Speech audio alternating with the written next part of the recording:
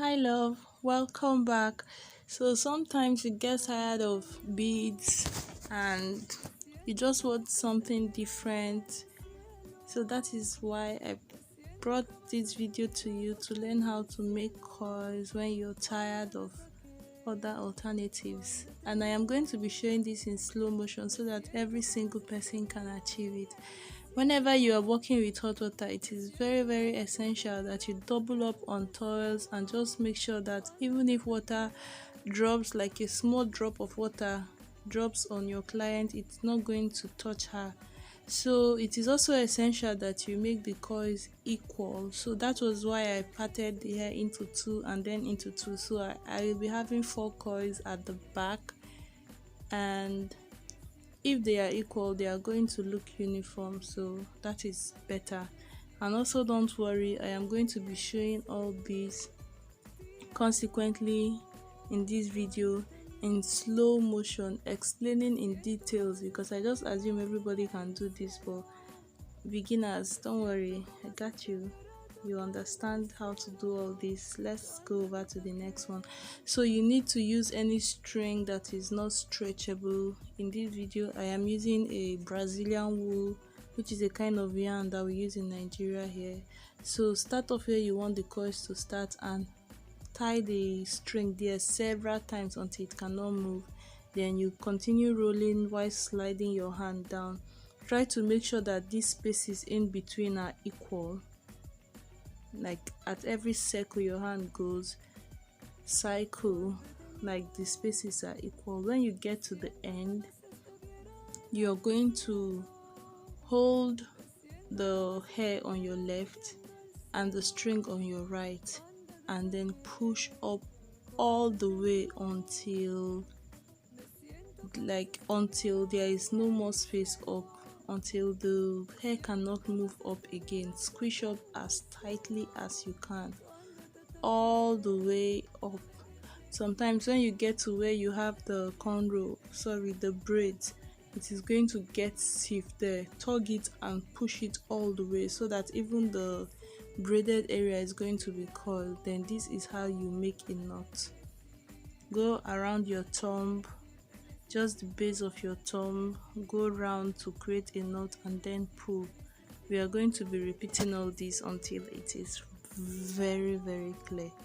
Go around several times where you want the coil to start, then start going downwards, trying to maintain the same distance between each of the coiling. It's going to come natural to you after a while, because it's not as if you're measuring that distance, but the speed at which you're going down and the distance you're moving your hand is going to get uniform. So don't overthink it, but it is going to determine how your coils will come out. And if you make it too close, if you make those circles too close, you won't have enough distance for the braid to form like one coil when you push it upwards. So just use around this distance I have,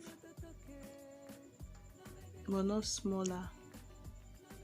If you want these coils to be tinier, if I wanted smaller coils here, maybe I would share these sections into 6. If I had shared these 4 sections into 6, I am going to have tighter, smaller coils. And if I had done them like 1 1 1 1 on each braid, it is going to look like a kinky type of coil. So before you dip your hair in hot water, please cut off the excess strings. I have seen where those strings caused hot water to spill on someone, because if you mistakenly pull on them when the hair is in hot water, it's going to like jack the whole hair and just splash water everywhere. So please remember to cut off the excess strings before you dip your hair in hot water.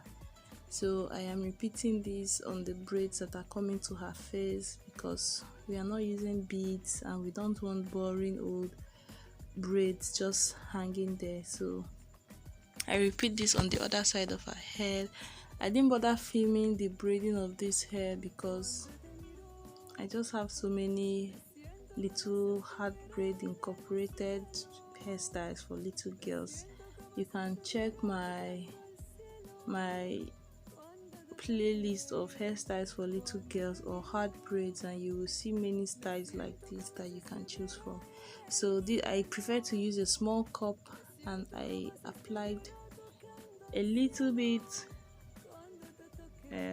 conditioner inside, just a little conditioner.